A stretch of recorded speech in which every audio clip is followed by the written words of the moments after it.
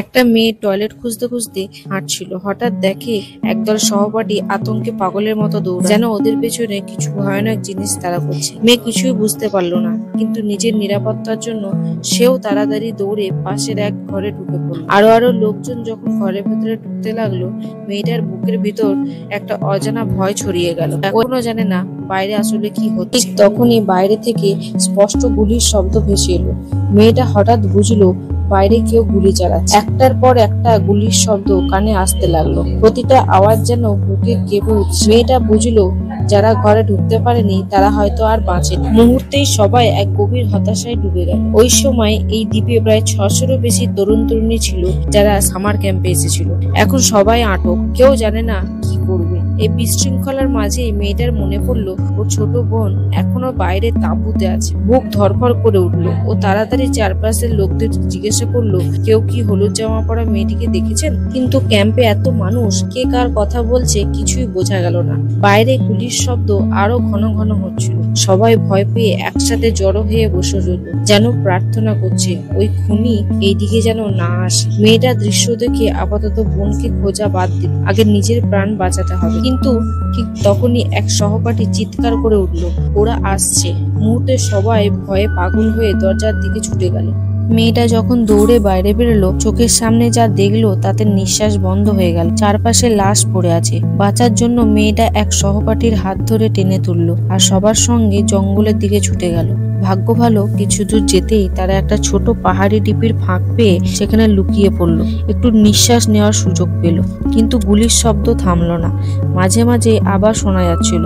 মেয়েটা বুঝলো এটা হঠাৎ কিছু না, পরিকল্পনা করে করা হত্যাকাণ্ড। খুনির কাছে নিশ্চয়ই অনেক গুলি মারার অস্ত্র আছে। দূর থেকে আবার সহপাঠীদের চিৎকার শোনা গেল। সবাই তড়িঘড়ি করে ফোন বের করে পুলিশে খবর দিতে চাইলো, কিন্তু ফোনে বারবার লাইন ব্যস্ত দেখাচ্ছিল। মেয়েটাও বোনকে ফোন করলো, কিন্তু বারবার রিং হচ্ছে, কেউ ধরছে না।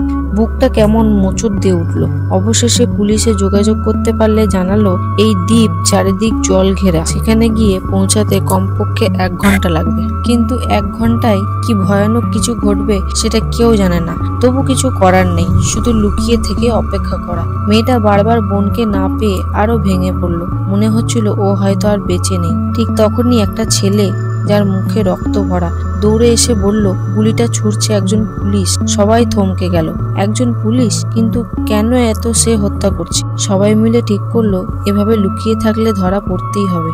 জল তীরে গেলে হয়তো বাঁচার সুযোগ আছে, দরকার হলে সোজা জলে ঝাঁপ দেওয়া যাবে। ঠান্ডায় মরার ভয় থাকলেও বসে থেকে মরার থেকে সেটা অনেক ভালো। একটু দূরে যেতেই তাই ঠিক হলো গুলির শব্দ একটু দূরে যেতেই সবাই চুপি চুপি জল তীরের দিকে যাবে। কিন্তু তখনই মেয়েটা উল্টো দিকে ক্যাম্পের দিকে দৌড়ালো, কারণ ও এখনো বোনের চিন্তা ছাড়তেই পারেনি। ভাবলো বোন হয়তো আগের তাঁবুতেই লুকিয়ে আছে। কিন্তু ক্যাম্পে গিয়ে দেখে সব ফাঁকা, কেউ নেই। ঠিক তখন ও দেখতে পেল কিছু দূরে একটা ছোট ছেলে বসে আছে। মেয়েটা দৌড়ে গিয়ে ওকে নিয়ে পালাতে চাইলো, কিন্তু ছেলেটা যেতে রাজি হলো না। ছেলেটা বলল ওর দাদা এখনো আসেনি, চলে গেলে আর দেখা পাবে না। মেয়েটা ধীরে বোঝানোর চেষ্টা করলো এখানে থাকা খুব বিপজ্জনক, চলো একটা নিরাপদ জায়গা খুঁজি। ও ছেলেটাকে বলল হলুদ জামাটা খুলে ফেলতে, কিন্তু সেটা চোখে লাগে। কিন্তু ছেলেটা কথা না শুনে জঙ্গলের দিকে চলে গেল। মেয়েটা তখন আবার তার বোনের তাঁবুর দিকে ছুটলো। ঢুকে দেখে ভেতরে কেউ নেই, শুধু বোনের ফোনটা পড়ে আছে। বুকটা কেমন ঠান্ডা হয়ে গেল।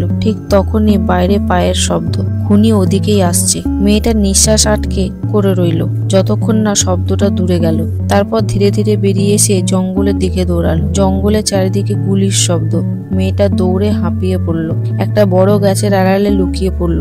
দূরে কিছু সহপাঠী এখনো প্রাণপণে পালাচ্ছে।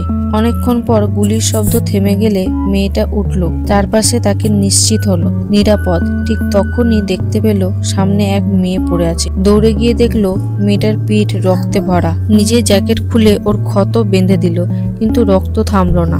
তখন দূর থেকে আরো লোকজনের পলায়নের শব্দ এলো। আহত মেয়েটা কেঁদে বলল আমাকে ফেলে যেও না।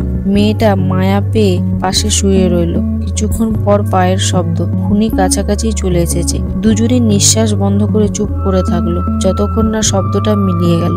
কিন্তু ঠিক তখনই মেয়েটা বুঝলো পাশে থাকা মেয়েটার হাত ঠান্ডা হয়ে গেছে, কারণ সে আসলে মারা গেছে। তো মেয়েটার ফোন হঠাৎ বেজে উঠলো, ওর মায়ের কল।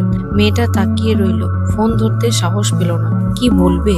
চোখের জল মুছে মেয়েটি উঠে দাঁড়ালো, আবার দৌড় শুরু করলো। একটাই চিন্তা, বোনকে খুঁজে বার করতে হবে। অনেকটা দৌড়ে সে এসে পৌঁছালো একটা সমুদ্রের ধারে। বোনকে পেল না, শুধু দেখলো কিছু সহপাঠী পাথরের ফাঁকে লুকিয়ে আছে। ঠিক তখনই আবার গুলির শব্দ। মেয়েটা তাদের পাশে লুকাতে চাইলো, কিন্তু তারা বলল এখানে জায়গা নেই, আর তাকে ঠেলে সরিয়ে দিল। মেয়েটা অসহায়ভাবে অন্য লুকানোর জায়গা খুঁজতে লাগলো। হঠাৎ কিছু লোক তাকে ডাকলো। মেয়েটার মনে একটু আশার আলো জ্বললো। গিয়ে ওদের সঙ্গে দেয়ালের পাশে লেগে চুপচাপ বসে রইল। এক মেয়ে বিড়বিড় করছিল, সমুদ্রে একটা নৌকা থাকলে হয়তো বাঁচতে পারতাম। কথাটা শেষ হতেই সবাই চমকে দেখলো সত্যিই দূরে একটা নৌকা দেখা যাচ্ছে। মেয়েটা যেতে চাইলো তাদের ডাক, কিন্তু ভয় পেল সবাইকে ডাকলে হয়তো সবাই মারা যাবে। ঠিক তখনই একদল আতঙ্কিত সহপাঠী দৌড়ে ওদের দিকেই আসছে। বুঝে গেল খুনি ওদের দেখে ফেলেছে। সবাই ভয় পেয়ে ছুটলো। বাকিদের মধ্যে শুধু মেয়েটা আর একটি ছেলে রইল।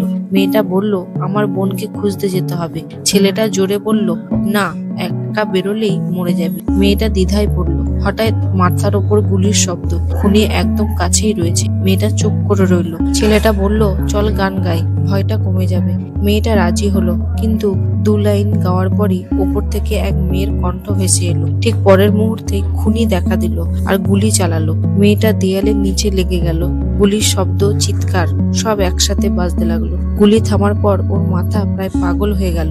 শুধু একটা কথা ঘুরছিল মনে, মামার বোনকে খুঁজে বের করতেই হবে। ছেলেটা আর কিছুই না ভেবে ওর পেছনে দৌড় দিল। কিছু দূর যেতেই মেয়েটা দেখলো সামনে একজন হলুদ জামা পরা মানুষ দাঁড়িয়ে আছে। ও ভেবেছিল এটা ওর বোন, কিন্তু কাছে গিয়ে দেখে ওটাই সেই ছোট ছেলেটা। ছেলেটা এখনো জামাটা খোলেনি, চারপাশে ছড়িয়ে আছে লাশ। মেয়েটা কান্নায় ভেঙে পড়লো। বুঝে গেল ওর বোন আর নেই। ছেলেটা ওকে শান্ত করতে গেল, বলল শান্ত হও, এখনো খুনি ঘুরে বেড়াচ্ছে, চুপ না থাকলে ধরা পড়বো। কথাটা শেষ হতে হঠাৎ গুলি এসে লাগলো মেয়েটার গায়ে। ছেলেটা ওকে ধরতে ছুটে গেল, কিন্তু খুনি কাছেই। ও গাছের আড়ালে লুকিয়ে পড়লো।